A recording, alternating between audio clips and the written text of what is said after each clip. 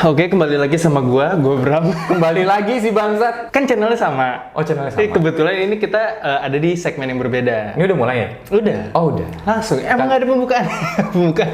Terus ngapain tadi lo nanya gua pembukaannya kayak gimana? Pembukaannya itu spontan. Gua aja buka gimana gantiannya? Oke. Ya. Konsepnya beda. Emang bintang tamu yang buka. Oh, oke. Gitu baru pertama kali.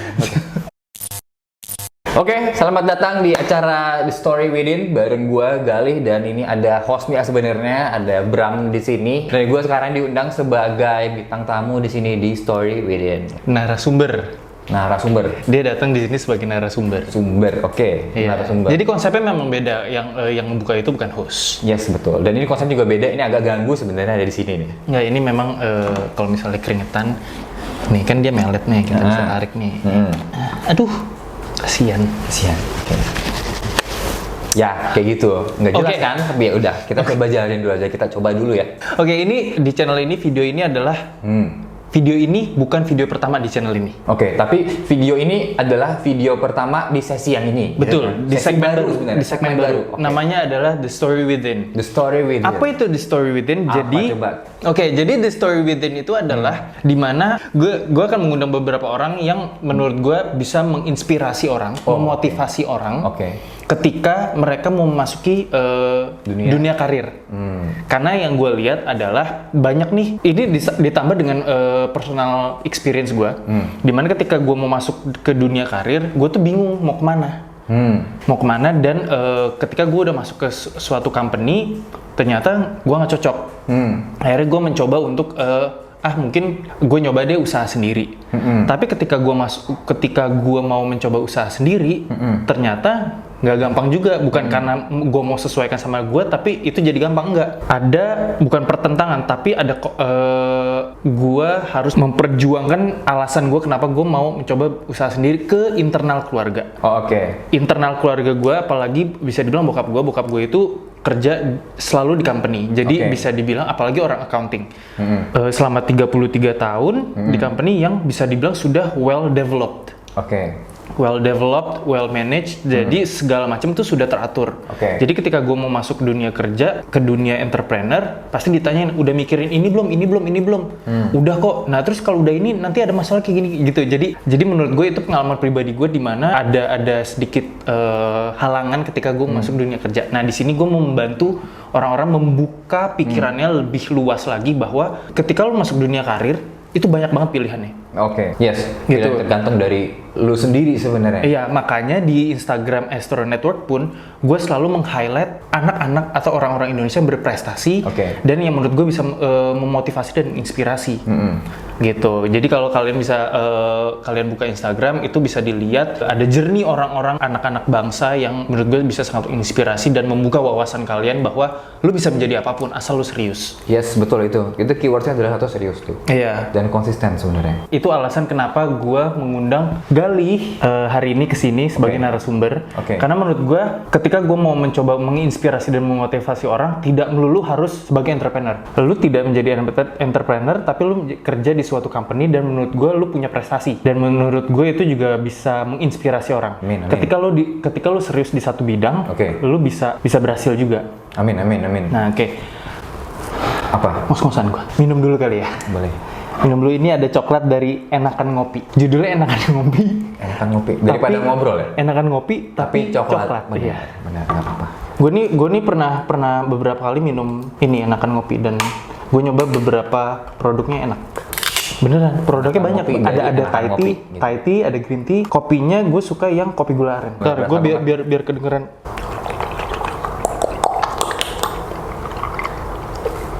Nggak kedengeran kayaknya. Nggak apa-apa. Lu kan tamu gue, jadi gue nggak apa-apa, nanti kita dubbing aja suara airnya. Pakai kalau ada efek-efek air terjun kayak gitu, nanti bisa juga bro. Kita mulai aja kali langsung. Boleh. Gue memperkenalkan, ini adalah Galih Andrianto. Kebetulan dia adalah teman gue dari kuliah. Yes. Dari tahun 2011. 2011, betul banget. Dan dia memilih jalur yang berbeda dari gue. Gue mencoba untuk usaha sendiri, tapi dia fokus dan serius di bidangnya dia, di bidang marketing di suatu perusahaan. Dan cerita sedikit, dia itu fokus di FMCG ya, bisa dibilang ya. perusahaannya. Yes, FMCG betul banget. FMCG yang fokusnya di personal care. Yes, sempat kemarin juga di food and beverage juga, Oke. consumption, tapi sekarang lebih nyaman di personal care deh kayaknya. Oke. Kayak gitu. Kalau minum dulu ya. Ya. Nah itu kan yang gue inget lu itu pernah kerja di Mendem. Oke, mungkin gue ceritain kali ya awal karir gue kayak gimana. Oh iya boleh. Lalu karir lu akhirnya lu kecemplung di dunia FMCG dan personal care tuh journey-nya gimana? Oke, sebenarnya itu journey gini. Kita berangkat dari zaman kuliah dulu kali ya. Bro, kan kita kan dulu kuliah dari tahun 2015. Dari tahun 2011 hingga 2015. Kebetulan kita masih muda, ini masih 20-an sebenarnya. Nah, dulu tuh pas kita kerja, kita kuliah, kita tuh sama-sama ngambil bisnis. Betul. Ya, kan kalau misalkan kita di bisnis itu kan di semester akhir kayaknya ada ketertarikan ke sebuah industri, fokus dari sebuah bisnis itu. Kalau misalkan kita ngomongin bisnis kan pilarnya ada banyak ya. Sebuah perusahaan deh kita bayanginnya, departemennya pun ada banyak. Ada yang pertama Store ada apa? Store nggak? Store, departemen store. Bukan dong. Ya Allah. Kalau misalkan di bisnis itu kan departemennya ada HR misalkan. Itu yang biasanya di bahasa yang lebih commonnya kan kayak personalia ya. Yang ngurusin orang gitu-gitu. Terus ada finance juga. Ada finance, terus finance yang biasa yang ngurusin duit kayak anak-anak accounting, financean juga pokoknya masuknya ke situ tuh. Terus yang ketiga tuh ada dari sisi yang ngomongin supply chain atau operation kan. Ya, kayak gitu. Terus berikutnya ada marketing atau branding. Nah, kita kan dulu tuh dari 2015 kita belajar itu semua kan. Nah, terus mulai terbentuk tuh ketertarikan gue tuh lebih condong kemana. Nah, gue dari zaman kuliah gue tuh tertarik banget dengan dunia-dunia yang perbrandingan, permarketingan, even ke sales juga kan. Kita dulu sempat ikut turun ke lapangan juga untuk jualan kampus kita sebenarnya gitu kayak gitu. Dan pernah ikut lomba kan? Pernah ikut lomba juga. Itu bisnis plan ya waktu itu. Bisnis plan kayak gitu.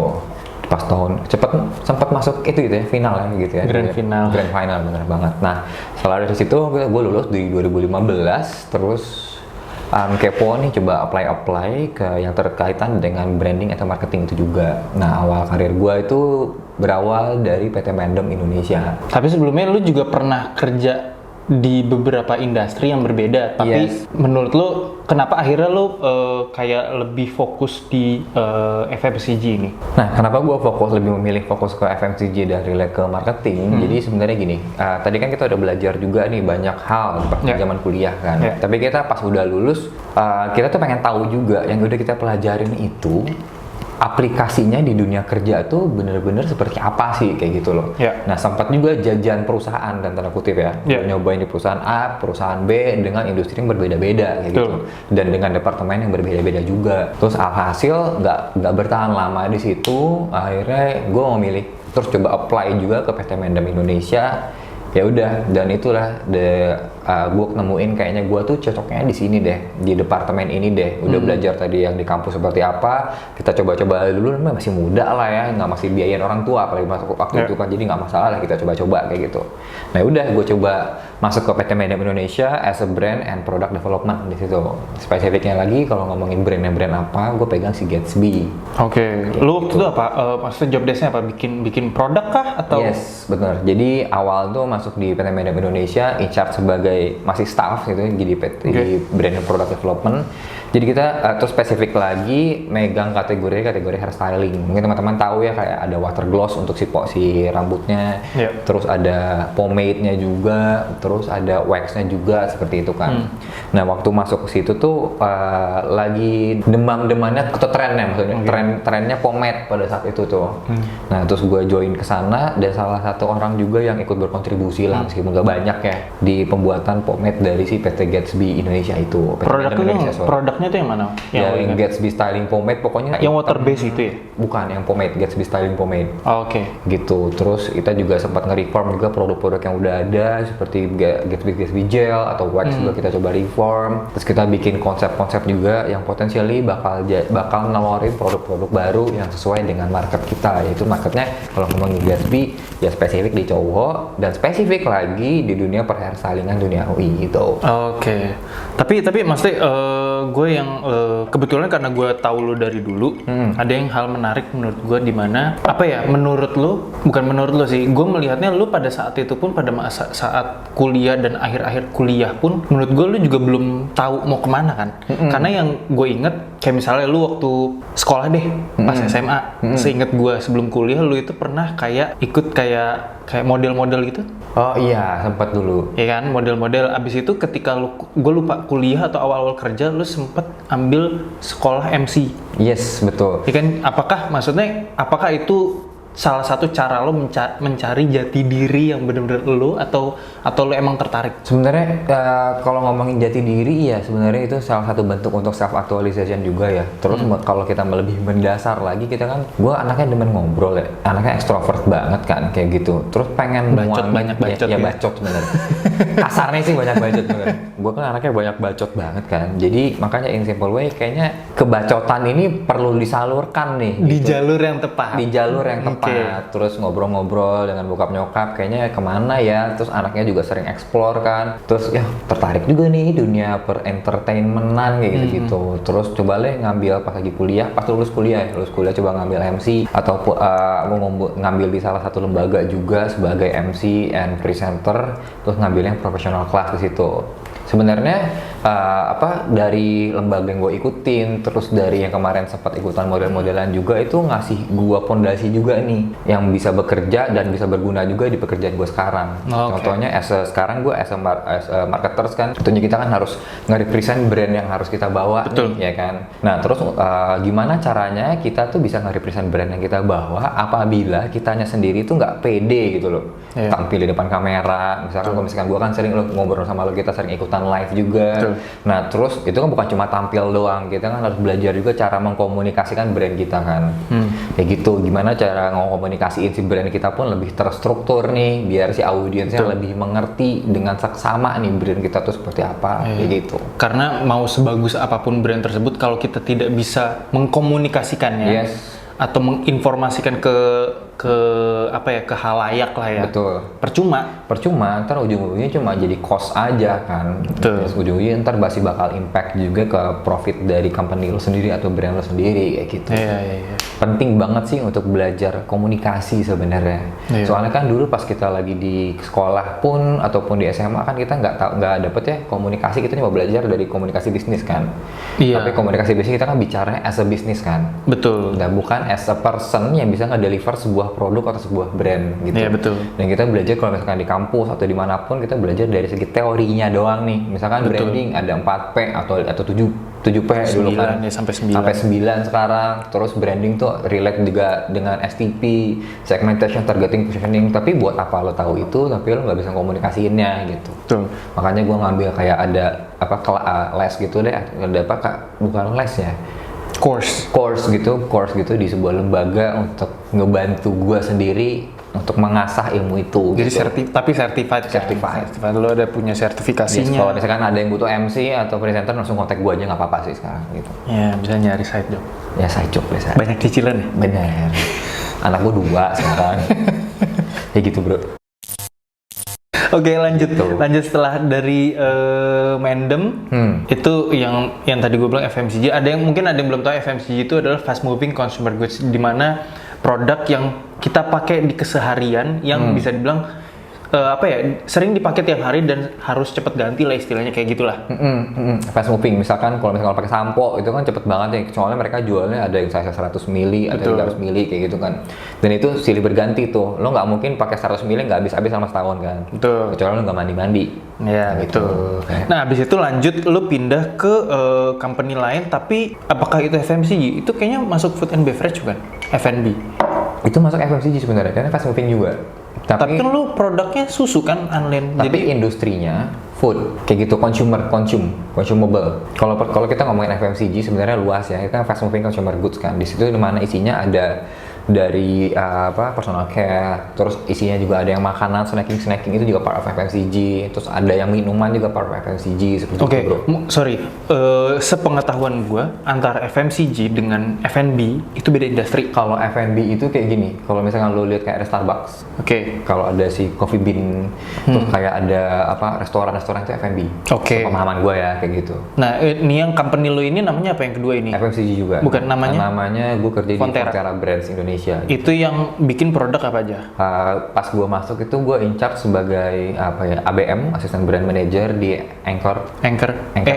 Iya itu. Ancor, yes. Bukan yang bir, tapi yang persusuan dunia, atau turunannya. Kalau misalkan lo tahu kayak ada butter yang ada di hotel-hotel, terus ada Anchor Milk juga, ada Anchor whipped cream juga untuk pembuatan kopi cake kayak gitu-gitu.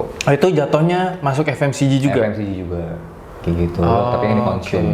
Gitu. Terus berikutnya gak lama di situ gue pegang ada Amlin juga gitu. Sana in charge ya sebagai as a branding lah, brander as a marketer, tapi related ke branding gitu. Kita sebenarnya kalau misalkan dari si Fonterra itu uniknya itu kan global company ya. Even though si Mendem Indonesia adalah global company juga, tapi itu lebih banyak localize-nya, lebih lokal ya menurut gua. Itu tapi di Fonterra Brands Indonesia tuh purely kita sering banget ngobrol dengan tim global kayak gitu. Gimana sih cara nge-marketingin produk kita yang sesuai dengan Bible yang udah ada dari Anlin maupun dari Anchor itu sendiri kayak gitu, biar benang merahnya masih ada nih seperti itu. Oke, jadi balik lagi kalau misalnya waktu lu di Mendem itu berapa tahun? Di Mendem itu gue 2 tahunan ya. 2 tahun. Fonterra gue 9 bulanan. Oh, bentar lagi lahiran. Iya, lagi lahiran itu. Tinggal nunggu 2 minggu lagi udah lahiran deh kayaknya. Setelah itu gue ditawarin oleh perusahaan juga yang bergerak di personal care. Gitu. Apa itu? Namanya PT Area Nobel. Mungkin teman-teman tahu kalau ada grup nama ada RH, mungkin teman-teman tahu ya. Ada RH Klinik, ada RH Skincare, dan sekarang ada brand-brand lainnya di under Area Nobel kayak gitu. Nah, lu job desk-nya di situ ketika lu di hire itu job desk lu apa? Jadi awal masuk tuh gue di Area Nobel, masuknya ke Innovation Manager, itu lebih berbeda lagi. Innovation Manager. Yes, kenapa masuk ke Innovation Manager? Soalnya mereka ngelihat dari CV gue kan kalau misalkan kemarin di Mendem itu lebih nge-develop ya. Nge-develop dan produknya adalah produk cowok nih. Dan pada saat itu juga gue di-challenge nih dengan PT Area Nobel, mereka tuh baru mau masuk ke dunia perskincarean gitu. Dan gue diminta untuk ngebikinin sebenarnya dalam tanda kutip ya, ngebikinin sebuah brand baru untuk si PT Area Nobel ini yang spesifiknya untuk cowok kayak gitu. Itu tahun berapa? Tahun 2019 sih gue ya, 2019 pertengahan. 2019. Itu brandnya adalah? Brandnya adalah His RH. Itu udah launching ya? Udah launching. Nah itu mungkin kalian ada yang tahu juga brand His RH yang dari RH itu. Ini produk personal care yang khusus untuk cowok, yang dibuat khusus untuk cowok. Ya bisa dibilang yang buat dari nol secara kasar ya, secara harfiah lah ya, dia yang bikin. Sebenarnya ya tentunya kita bikin itu kan pasti ngobrol dengan beberapa departemen kan, nggak mungkin kita bikin dari nol. Soalnya kalau misalnya kita bikin sebuah bisnis atau sebuah brand itu kan relate dengan beberapa hal. Contohnya seperti kita harus bikin produknya juga seperti apa, ada bikin juga cara jualan juga seperti apa, gitu kayak gitu-gitu sih, sampai ke cara operation juga seperti apa kayak gitu. Makanya penting banget nih kalau misalkan ini saran sih buat teman-teman, kalau misalkan lu ada di bekerja di suatu perusahaan, relasi juga penting nih, baik di internal kita maupun di eksternal. Contohnya tadi yang di internal nih, kalau pengalaman gue kan kita bikin brand baru tuh, sebuah brand baru yang orang-orang tuh nggak paham brandnya itu apa, produknya itu apa gitu. Mungkin kan kalau misalnya kita ngejelasin ke audiens di luar juga seperti itu kan. Tapi di internal juga penting banget nih untuk ngejaga relasi ke mereka itu, karena menurut gua itu ada sebuah fondasi juga bagi kita untuk bikin sebuah hal gitu. Kalau misalkan nanti produknya pun udah launching tapi di internal relasi lo pun sendiri nggak bagus gitu ya, contohnya kalau misalkan lo nggak bagus dengan tim salesnya, mereka belum tentu mau jualin produk lo. Betul. Pasti bakal jadi boundaries juga buat diri kita sendiri untuk ngomongin ke brand kita, ke audiens kita gitu. Ya. Nah, terus di internal kita ya udah bermasalah, gimana kita mau komunikasi keluar gitu. Makanya penting banget tuh kalau misalkan di internal kita tuh sering ada rutin meeting maupun yang formal dan informal juga, kita harus jalin relasi dengan mereka kayak gitu. Oke, mungkin gue sekarang mau ngebahas dari sisi yang berbeda mungkin ya. Gue pernah kerja di company tapi ya bisa dibilang cuma sebentar. Menurut lo apa faktor yang menurut lo ketika lo mau masuk ke suatu company, faktor paling penting apa yang lo akan pertimbangkan ketika mau masuk company tersebut? Kalau misalkan lu sebagai profesional kita bilang ya, faktor yang paling penting adalah gini, lu tuh masuk ke company itu, lu tuh pengen belajar apa? Gitu. Soalnya yang selalu gue tanemin, ini gue dapat insight juga dari head gue yang sekarang, lu tuh kerja buat diri lo sendiri. Kayak gitu. Once lu masuk di sebuah company, lu tentunya tuh lu tentunya tuh pengen improve dong gitu dari lu yang dulu sebelumnya seperti apa. Pasti. Dan lu sekarang masuk ke company itu, lu tuh pengen improve dari diri lo sendiri, baru nanti ujung-ujungnya buat perusahaan kayak gitu. Gitu sih yang paling penting, itu dulu lo harus benar-benar tahu tuh. Dan sebenarnya ini basic hidup, basic seorang manusia ya. Sebenarnya kita tuh selalu mencari stres, dalam tanda kutip stres gitu. Unconsciously, secara tidak sadar. Unconsciously, betul gitu. Kita selalu cari masalah sebenarnya. Menarik kalau misalnya lu bilang bahwa orang itu ingin mencari stres. Stres dalam tanda kutip ya, bukan stres yang literally stres yang bikin lo down dan lain-lain ya. Misalkan lo nyetir lu tuh pasti, lo nyetir jalan yang lurus nih. Tapi lo pasti conscious, lo pasti lebih aware apabila di depan lo misalkan ada lubang dong. Takut pasti kan, lo lagi nyetir lurus, misalkan lo lagi nyetir terus sebelah kiri lo ada mobil nih. Pasti lo lebih waspada akan hal itu kan. Misalkan di mobil tiba-tiba akan sen ke kanan kah, atau dia langsung ke kanan nggak pakai sen kah, itu pasti lebih aware akan hal itu tuh. Itu kan sebuah stres sebenarnya bro. Secara tidak sadar lo akan ada sesuatu yang ketakutan atau yang dipikirkan. Dipikirkan seperti itu. Padahal lo nggak mau mikirin tapi muncul sendiri kayak gitu. Muncul sendiri. Betul kayak gitu. Dan itu makanya itu suatu hal yang terus harus lo punyain sebenarnya as a human being gitu, biar lo tetap develop dan lebih waspada. Betul kayak gitu. Kalau misalkan nih lo tadi gua deh berangkat ke sini kan lewat jalanan kesana kemari, terus pas gua di jalan ada motor nih, pasti lo lebih waspada, lo pasti stres kan mikirin, wah nih anak nih motor bakal ke kanan atau ke kiri ya. Kalau misalkan gua lurus nih motornya tiba-tiba ke kanan, ntar gue gimana, gue nabrak ya begitu-gitu. Padahal belum tentu dia akan melakukan itu. Betul. Bisa aja kita ya bodo amat. Betul. Tapi kita akhirnya secara tidak sadar memikirkan hal itu supaya kita lebih waspada, lebih hati-hati. Betul. Nah itu tuh makanya itu sebuah unconsciously itu sebuah hal yang harus benar-benar lo asah sebenarnya. Jadi jangan mau lo tetap berada di zona nyaman. Kayak gitu bro, biar gue kelihatannya pinter di sini. Emang pinter kan? Enggak? Masih belajar, karena kan gue masih mencari stres gue sendiri. Gitu. Sekarang sudah jauh lebih dewasa ya dibanding dulu ya? Lebih stres soalnya. Dulu kayaknya lu masa bodoh banget gitu. Masa bodoh gitu. Dulu tuh sebenarnya gue bukan masa bodoh itu gue nyari stres juga. Sekarang gue baru tahunya kan. Gue nyoba semua hal itu sebenarnya gue nyari stres, nyari hal yang baru adalah sebenarnya nyari stres. Tapi menurut lu, gue nggak tahu ya, lu sependapat atau enggak? Ketika kadang-kadang ketika gue sibuk atau lagi banyak kerjaan banget, oke capek, tapi gue berusaha untuk merubah mindset tersebut jadi kayak rasa syukur. Yes, betul. Ini yang sering gue bilang, nggak tahu lu sama atau enggak, gue bilang lebih baik capek karena kerja dibanding capek nggak ada kerjaan atau nyari kerja. Betul. Iya nggak sih? Itu sebenarnya iya sih. Karena ketika lu stres akan kerjaan, menurut gue itu bisa menghasilkan sesuatu. Yes, betul. Itu sebenarnya kalau menurut gue itu adalah sebuah kayak jangkar sih menurut gue.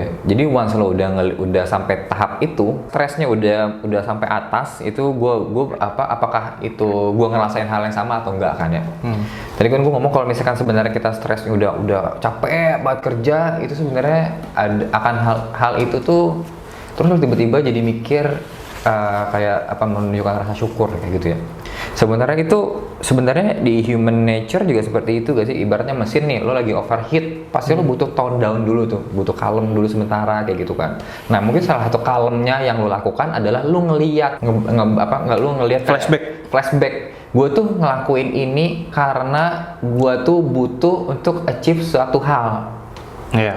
Kayak gitu. Dan kalau misalkan lo udah dapetin hal itu, pasti lo kayak dari hati lo sendiri, dari diri lo sendiri pasti akan lebih relax sedikit kayak gak sih? Iya. Kayak gitu. Kembali lagi ke rootnya atau ke akarnya lah. Lu ketika lu nyemplung ke dalam suatu kerjaan, objektif lu apa? Yes, jadi betul. ketika lu sampai ke titik stres atau bahasa Jakselnya burnout, overwhelmed, yang bikin lo jadi butuh healing. yang dimana itu lo harus staycation sama pacar lo, biasanya kayak gitu. Oh iya betul. Biasa kayak gitu. Pengalaman ya? Apa? Enggak dong. Kita yang halal-halal aja, bro. Ya jadi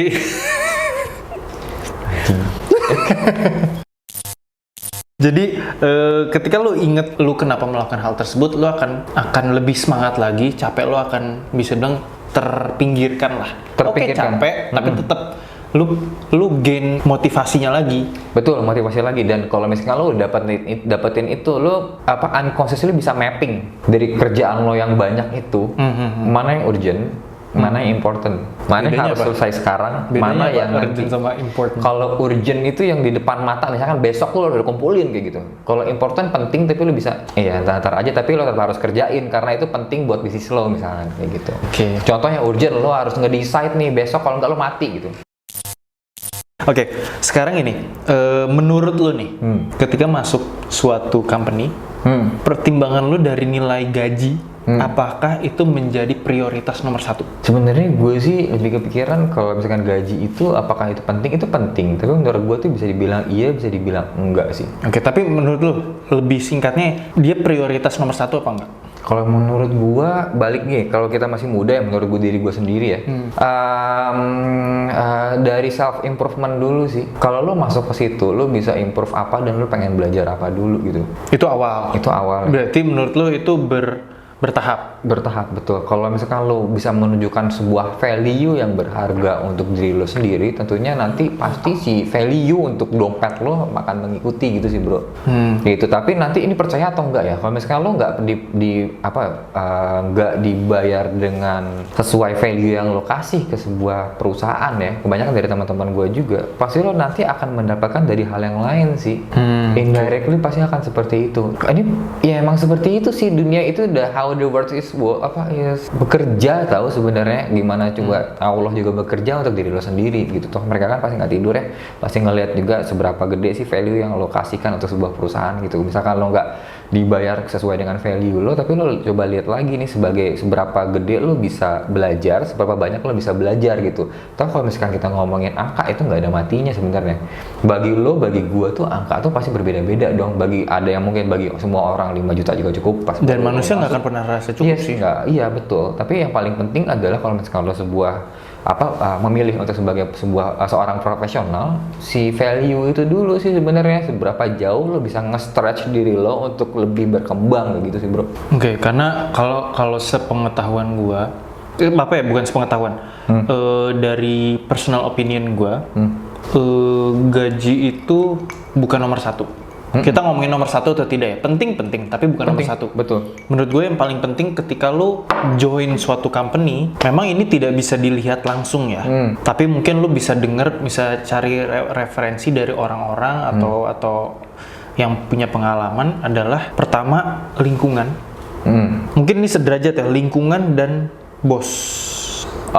Ya sebenarnya kalau menurut gua itu balik lagi kayak yang tadi kita udah bahas di awal sih, lo tuh bekerja untuk diri lo sendiri. Ya tapi kalau maksud gua gini, ketika lo kerja bahkan yang sesuai passion pun, tapi lingkungan lo politiknya tinggi, atasan lo nyebelin, apakah lo akan nyaman? Apakah lo akan suka kerja di situ walaupun gaji lo gede? Sebenarnya kayak gini sih, kita stick sama goals yang tadi yang gue bilang, kita kan kerja untuk diri kita sendiri. Menurut gue ya bro ya, nih lo ada goals di depan tuh, lo harus achieve itu gitu. Tapi kalau lo yang persisten dan konsisten, lo harus ngelihat ke situ terus gitu. Nanti apabila nanti ada hambatan dari politik, dari bos atau dari apa, sebenarnya itu menurut gue ya, itu suatu hal yang harus lo tackle dulu menurut gue ya. Tapi kan kalau misalkan dari segi politik itu tadi, misalkan nih politiknya bangke banget tuh. Nah, lo harus ngeliat nih, kalau misalkan gue mau achieve goal itu, ini politik ini apakah bisa gue tolerir, masih tolerable atau enggak gitu. Tapi kalau misalkan masih tolerable, lo bisa stick on the goal, tapi lo cuma ganti cara lo untuk mencapai itu gitu sih bro. Tapi kan soalnya kayak dua faktor tersebut yang menurut gue bisa menghambat lo menuju goal tersebut. Yes, betul. Makanya kan kalau untuk menuju Roma kan caranya banyak banget ya. Betul. Nah, makanya tadi ada bos, ada apa gitu kan. Tapi itu kan suatu hal yang harus lo tackle kan. Tapi once lo udah bisa tackle ini, bisa, ya itu makanya bisa langsung ke sana. Tapi kalau misalkan ini bisa juga, makanya bisa ke sana. Tapi kalau misalkan itu udah nggak bisa dan mempengaruhi lo untuk achieve si goals itu, better lo tinggalin. Gitu maksud gue. Iya. Kayak begitu. Tapi lo telaah dulu nih. Jangan misalnya kan tiba-tiba lo sekali udah diomelin sama bos lo atau lingkungannya sepolitik itu, setai itu politiknya. Tapi lo lihat dulu nih, lo telaah dulu karena tadi yang gue bilang kan, manusia itu diciptakan sebenarnya untuk cari stres dan semua mereka itu adalah sebuah stres. Apakah si stres itu bakal bikin lo develop, apakah yang si bos itu bakal bikin lo develop atau enggak kayak gitu. Kalau misalkan masih ada value yang bisa didapetin dari si bos lo atau si politik itu, misalkan di politik lo jadi belajar cara komunikasi, cara negosiasi, itu kan jadi added value buat diri lo gitu. Tapi ujung-ujungnya balik lagi, masih bisa achieve goals lo atau enggak. Kalau misalkan nggak bisa, ya udah mending lo tinggalin. Begitupun dengan yang bos tadi. Kayak gitu maksud gua. Gitu sebenarnya kalau hal-hal masalah-masalah itu secara tidak langsung itu ngebikin lo untuk develop juga sih, bro. Iya, itu mungkin ini juga kali. Proses kita mencari tahu yang tadi lo bilang cari jalan lain, mungkin proses lu menilai apakah itu benar-benar politik atau benar-benar atasan lo atau lu yang terlalu idealis. Betul. Nah, itu maksud gua. Jadi itu kita harus banyak faktornya gitu. Jangan kalau misalkan langsung dikasih problem itu, wah, gua nggak nyaman di perusahaan ini. Sebenarnya nggak kayak gitu dulu. Lo coba lihat dulu problemnya seberapa jauh lo bisa handle dan seberapa bisa sih problem ini akan ngasih value ke lo gitu loh, bro. Kalau misalkan dari handle-nya yang nggak handleable, terus value-nya juga nggak ada, itu baru lo titiknya lo harus tinggalin perusahaan itu gitu. Karena itu udah nggak sehat buat diri lo sendiri. Karena baik lagi, lo tuh kerja buat diri lo gitu. Gila, serius gak sih gue? Memang ini topiknya serius. Oke, gitu bro, maksud gue. Nggak pernah kan lo ngobrol serius sama gue? Nggak pernah lagi. Soalnya ngomong kasar mulai nggak ada. Ngomong bangke lo. Semoga menginspirasi sedikit. Pastilah, pasti menginspirasi banyak orang juga, membuka wawasan juga. Mungkin ini juga buka wawasan bukan buat orang yang nonton, tapi buat gue juga. Yes, buat gue juga. Ya buat gue juga karena gue bisa dapat pandangan lebih luas lagi. Kayak misalnya gue nggak punya pengalaman di kantoran seperti lu lebih lama jelas. Gitu. Jadi mungkin di sini gue juga belajar banyak. Makanya banyak hal yang gue coba pertanyakan juga sama lo kan kayak ini gimana. Yes, sebenarnya itu key-nya yang tadi doang sih bro. Kita tuh kerja untuk diri kita sendiri gitu, dan lo harus konsisten dengan goals lo. Jangan pernah ganti goals yang ada di depan mata lo itu. Tapi kalau misalkan tapi banyak caranya untuk achieve si goals itu gitu. Kayak ini deh, kemarin pandemi biasanya bisnis yang offline itu gede banget kan. Dia tuh pasti goalsnya adalah gimana sih bisnisnya bisa survive dan si anak-anak atau orang-orang yang di under dia itu bisa hidup dengan layak kan. Nah, terus dia tuh pasti akan mencari berbagai macam cara biar tetap survive. Either dia ganti dari offline fokusnya dulu tapi dia nambahin ke online, terus nambahin ke reseller misalkan kayak begitu. Tapi kan tetap goalsnya itu satu, biar gue tuh bisa survive, gue bisa nafkahin anak-anak yang gue ajakin bekerja tempat gue. Terus at the end juga bisnis gue tuh bisa namanya tuh gede gitu dan bisa terkenal di industrinya. Pasti kayak begitu bro. Menarik. Semoga menarik. Apalagi nih kita bahas nih bro?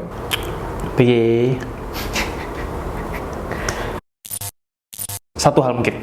Dari tadi kita mungkin ngomongin journey lu dari awal. Oke, lu di sini lu bikin ini, di situ di tempat kedua lu bikin itu, tempat terakhir lu bikin HSRH. Tapi maksudnya gue pengen tahu juga di journey lu sepanjang ini, apa hal terberat yang pernah lu alamin atau yang pernah lu hadapin ketika lu menjalaninya? Hal terberat dan hal itu sebenarnya beberapa hal sih. Gue ngambil contoh di setiap kategori atau setiap company itu pasti banyak berbagai macam halnya ya.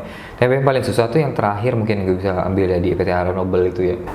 Atau di HSRH itu karena hal terberatnya kita bikin sebuah brand bener-bener literally dari zero. Jadi kita ngelakuin ya dimana di internal kita pun kita harus ngedukasi mereka kayak gitu. Kita harus dilihat dengan orang-orang banyak juga, terutama di orang sales juga negosiasi nih kira-kira si produk ini bisa dijual atau enggak dan gimana caranya biar produk ini bisa di place lah, ada placementnya ada deh di media di sebuah store kayak gitu dan kira-kira butuh supportnya apa dan lain-lainnya gitu. Terus kalau untuk dari segi produknya pun challenge-nya banyak banget tumpah. Ini kan karena kita bikin sebuah produk yang segmennya baru bagi company itu dan audiensnya sebenarnya marketnya juga udah cukup heavy, cukup red juga soalnya udah banyak brand-brand skincare pria di sana kan. Kita harus identify bener-bener ngelakuin consumer research, kira-kira ada gak sih kayak dari segi segmen cowok-cowok itu yang bisa kita jadiin acuan atau jadiin landasan yang nge-represent brand kita kayak gitu loh bro. Dan kita harus ngecek juga ke mereka once itu udah dapat, kira-kira mereka itu wants-nya apa terhadap si skincare itu atau personal care itu. Oke, kan ya itu tadi gua perjalanan lu panjang sampai bisa dibilang sampai di titik sekarang. Dan lu tadi cerita bahwa itu bisa dibilang salah satu yang terberat lah challenge yang lu pernah hadapin. Tapi kenapa lu memutuskan tidak untuk menyerah? Karena breaking tadi sih sebenarnya apa ya? Karena seiring perjalanan gue, hidup gue kayak gini ya, tentunya problem kanan kiri ada ya, pasti sempat kita juga ngerasain down atau yang lainnya. Makanya penting banget lo punya mentor atau punya teman sih sebenarnya gitu. Kalau karena misalkan lo lagi down atau lagi ada apa tuh, lo ada yang enak diajakin ngobrol biar lo ngeluarin keluh kesah lo seperti apa kayak gitu. Dan seiring berjalannya waktu, lo pasti apa ya, tahu deh mana yang teman yang bakal bisa ngasih lo benefit atau added value untuk diri lo, mana yang enggak. Makanya kan sering banget orang ngomong kayak pas usia 25 ke atas tuh lo nemuin ada quarter life crisis kan, dimana problem lo makin banyak dan teman-teman lo makin sedikit gitu. Itu sebenarnya yang tadi gue bilang, orang itu nyari stres gitu, tapi seiring berjalannya waktu dengan kerjaan kita makin banyak, aktivitas kita juga makin banyak, kita tuh lebih bisa nih memilih-milih stres. Betul. Stres mana sih yang bisa ngasih lo value lebih kayak gitu. Ya. Nah, itu adalah orang-orang, menurut gue itu orang-orang yang harus lo jaga gitu. Once lo udah ngerasain down dan lain-lainnya, itu bakal bikin lo bisa achieve your goals lagi. Dan nanti pertanyaannya, kenapa lo nggak mudah menyerah? Karena menurut gue masih bisa ngehandle stres itu biar gue bisa achieve goals itu kayak gitu.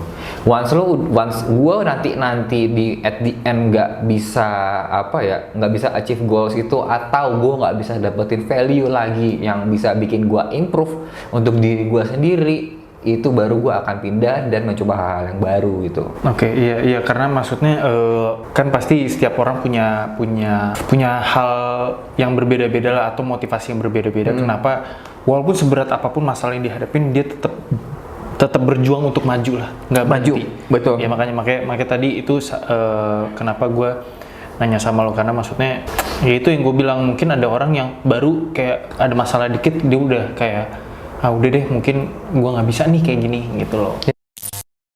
Oke deh kalau gitu, thank you banget Galih. Thank you. Semoga bermanfaat buat kalian yang nonton. Jadi kalau misalnya kalian ada pertanyaan atau apapun buat Galih atau buat di segmen ini, boleh silakan tulis di komen di bawah. Dan kalau misalnya kalian penasaran juga sama journey orang yang lain, mungkin bisa tulis juga di komen siapa yang mau diundang gitu, yang kalian penasaran banget journey-nya seperti apa. Karena banyak kan orang yang nggak tahu, cuman ngelihat dia sukses sekarang, tapi nggak tahu nih story-nya gimana seperti apa gitu deh. Paling dari gue gitu aja. Thank you banget Galih sekali lagi. Sip. Terima kasih. Bye bye. Oke, sampai ketemu di video selanjutnya. Bye. Bye bye.